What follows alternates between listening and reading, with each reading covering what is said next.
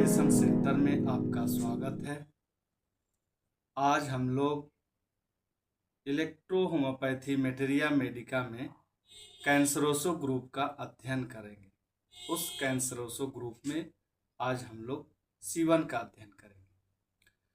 मैटी जी ने कैंसरोसो ग्रुप को और एक फंक्शन मेडिसिन बनाए हैं और एक स्ट्रक्चर मेडिसिन बनाए हैं। तो फंक्शन मेडिसिन में स्क्रोफलोसो ग्रुप को हम लोग ऑलरेडी पढ़ चुके हैं और आज हम लोग स्ट्रक्चर यानी जब भी कहीं पर भी हमारे शरीर में जख्म होता है या इन्फ्लामेशन होता है या कोई डिजीज क्रिएट होता है तो ऐसा है कि सबसे पहले फंक्शन खराबी आती है, लेकिन फंक्शन के साथ साथ में स्ट्रक्चरल भी कुछ न कुछ डैमेज होता है। इसलिए हम लोग जब मेडिसिन को देते हैं तो फंक्शन और स्ट्रक्चर दोनों को मिला करके देने का प्रयास किया जाता है। वैसे अगर एग्जैक्ट मालूम चल जाए कि इसकी फंक्शनल ही प्रॉब्लम है तो सिर्फ फंक्शनल ग्रुप के भी मेडिसिन दे करके आप इलाज कर सकते हैं, लेकिन अगर ऐसा संभव हो कि वहां पर स्ट्रक्चर भी कुछ डैमेज है तो उसके साथ में स्ट्रक्चरल मेडिसिन को मिला करके दिया जाता है। तो आज हम लोग स्ट्रक्चर के पहला रेमेडी यानी C1 कैंसरेसो 1 का अध्ययन करेंगे। इसमें 5 प्लांट को मिला करके बनाया गया है। कॉलोफाइलम इसकी महत्वपूर्ण प्लांट है। उसके बाद कोनियम, रस्टक्स, विंसेटॉक्सिकम और पिम्पनेला सेक्सिफेरा, इन पांचों प्लांटों को मिला करके कैंसरोसो ग्रुप में C1 को बनाया गया है। इसका इस्तेमाल कहाँ किया जाता है? तो हमारे मैटी जी ने जब रेमेडी बनाए हैं तो उस रेमेडी में बहुत कुछ खासियत दिया गया है। कुछ रेमेडी ऑर्गन के ऊपर काम करती है, कुछ रेमेडी हमारे शरीर पर सभी जगहों पर काम करती है और कुछ रेमेडी ऐसे हैं जो ऑर्गन के साथ साथ अन्य जगहों पर भी काम करती है। वैसे ही हमारे C1 भी एक ऑर्गन की मेडिसिन है, पर ऐसा नहीं है कि सिर्फ ऑर्गन पर ही इस्तेमाल किया जाता है, क्योंकि कैंसरोसो ग्रुप में ये पहले नंबर पर आती है तो ये पूरे शरीर पर सभी प्रथम स्टेज के लक्षणों में उपयोग किया जाता है। तो इसको 2 जगहों पर ज़्यादा इस्तेमाल किया जाता है। एक है कि वैसा रोग जो प्रथम स्टेज में हो या पहली बार वह डिजीज हुआ हो तो आप C1 का इस्तेमाल निश्चित ही करें, लाभ मिलेगा। तो अब दूसरा है कि रिप्रोडक्टिव सिस्टम पर फीमेल और मेल दोनों में इस्तेमाल होता है, लेकिन ज़्यादा तौर पर फीमेल में इसका ज़्यादा महत्वपूर्ण देखा गया है। अगर रिप्रोडक्टिव सिस्टम की ही बात करें तो महिलाओं के रिप्रोडक्टिव सिस्टम पर सबसे ज़्यादा इस्तेमाल किया जाता है। मेंसेस से रिलेटेड सभी समस्याओं में इसका इस्तेमाल किया जाता है। जिन महिलाओं में मेंसेस कभी समय से पहले आ जाता है तो भी इस्तेमाल किया जाएगा। जिन महिलाओं में मेंसेस समय के बाद यानी लेट करके आता है उसमें भी ये C1 का इस्तेमाल किया जाता है। बस इसका इस्तेमाल करने का यही तरीका है, डोज और डाइल्यूशन को चेंज करना।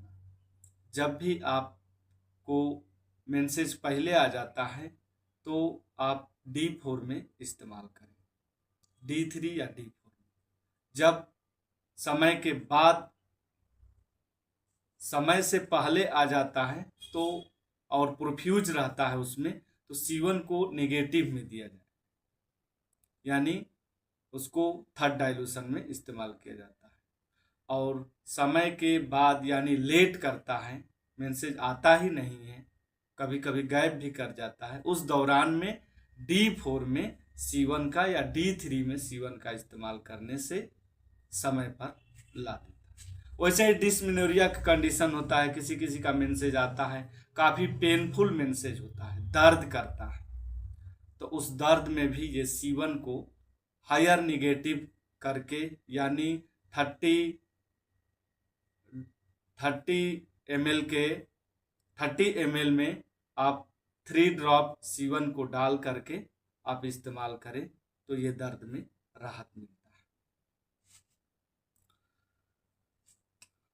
अगर महिलाओं में अगर देखा जाए तो उनके हार्मोनल सिस्टम पर, यानी हार्मोन को बैलेंस करता है। जिन महिलाओं के अगर फाइब्राइड हो गया है, यूट्रस पर सबसे ज़्यादा ये इस्तेमाल होता है।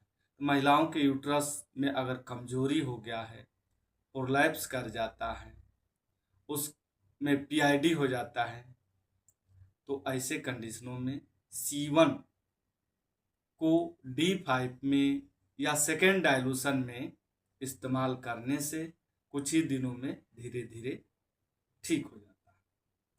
सिस्ट हो जाता है ओवरी में पेन करता है, इन्फ्लामेशन हो जाता है, इंडोमेट्राइटिस हो जाता है। तो ऐसे कंडीशनों में अगर महिलाओं के समस्या आती है तो C1 को D5 में या सेकेंड डाइल्यूशन में इस्तेमाल करने से निश्चित ही लाभ मिलता है। वही अगर देखा जाए तो महिलाओं के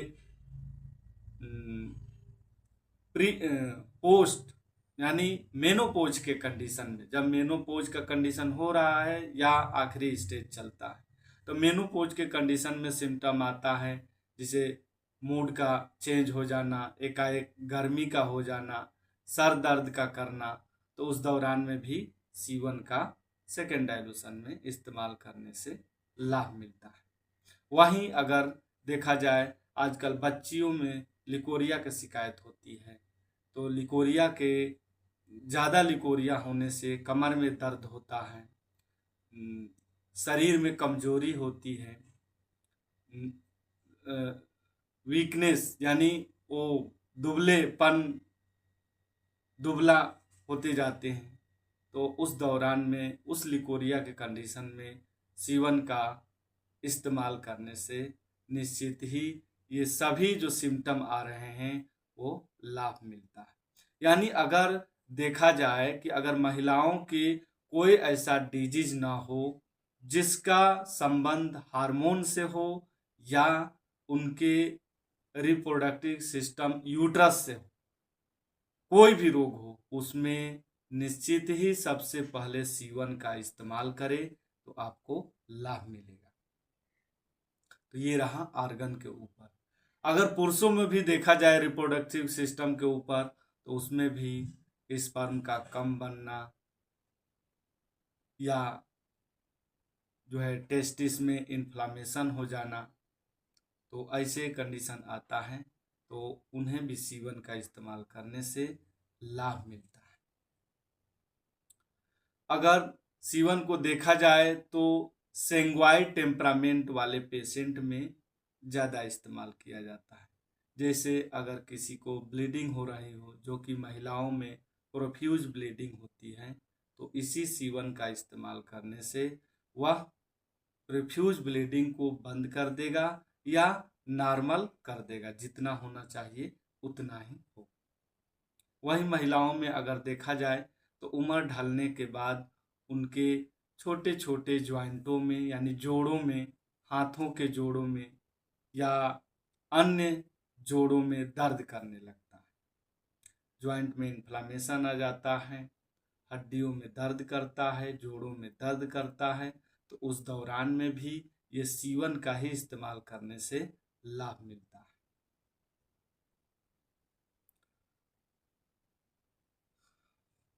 आंखों के ऊपर भी C1 का इस्तेमाल देखा गया है। इसमें भी आंखों में रेडनेस हो जाता है, देखते होंगे किसी किसी व्यक्ति के आंख लाल हो जाता है, तो S12 के साथ अगर C1 का इस्तेमाल करेंगे तो आई रेडनेस यानी आंखों का लालीपन, आंखों में इन्फेक्शन होता है, लाल हो जाता है, तो उसको ये ठीक कर देता है।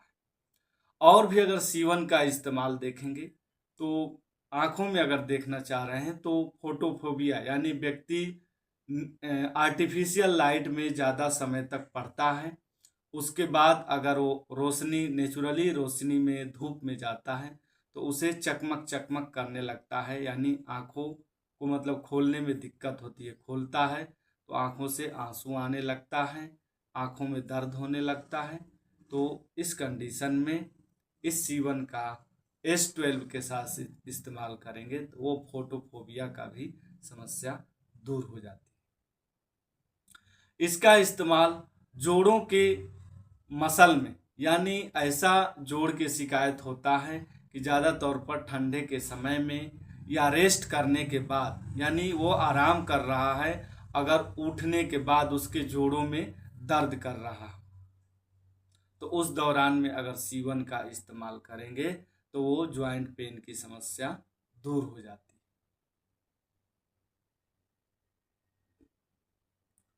सीवन का इस्तेमाल कोल्ड कोराइजा कफ में भी इस्तेमाल किया जाता है।